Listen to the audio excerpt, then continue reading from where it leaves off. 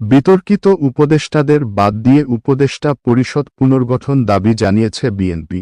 শনিবার 24শে মে অন্তর্বর্তী সরকারের প্রধান উপদেষ্টা ড.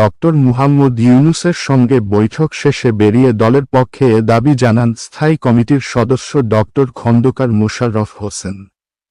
তিনি বলেন, বাংলাদেশ গণতন্ত্র উত্তরণের লক্ষ্যে প্রথম থেকেই একটি সুস্পষ্ট জাতীয় নির্বাচনী রোডম্যাপ দাবি করে আসছে বিএনপি। সুষ্ঠু, নিরপেক্ষ ও অবাধ নির্বাচন অনুষ্ঠানের উদ্দেশ্যে সরকারের নিরপেক্ষতা বজায় রাখার স্বার্থে বিতর্কিত উপদেষ্টাদের বাদ দিয়ে উপদেষ্টা পরিষদ পুনর্গঠন করতে হবে। ড.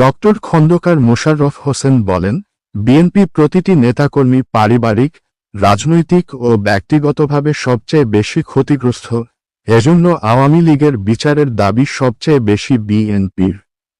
এই বিচার প্রক্রিয়া কোনোভাবে অসম্পূর্ণ থেকে গেলে বিএনপি সরকারের দায়িত্বে যাওয়ার পর স্বাধীন বিচার বিভাগের মাধ্যমে তা পরিপূর্ণভাবে সম্পন্ন করবে। তিনি বলেন, বাংলাদেশের মানুষ বিশ্বাস করে যে অন্তর্বর্তীকালীন সরকারের মূল দায়িত্ব হচ্ছে একটি সুষ্ঠু, নিরপেক্ষ নির্বাচনের মাধ্যমে বাংলাদেশকে গণতন্ত্র উত্তরণের প্রক্রিয়া দ্রুত সম্পন্ন করা।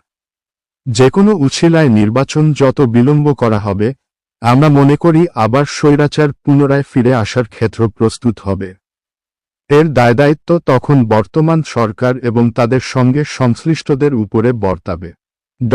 খন্দকার মোশাররফ হোসেন আরও বলেন, বিএনপি কখনোই প্রধান উপদেষ্টার পদত্যাগ চায়নি, বরঞ্চ প্রথম দিন থেকেই এই সরকারকে সর্বাত্মক সহযোগিতা করে যাচ্ছে।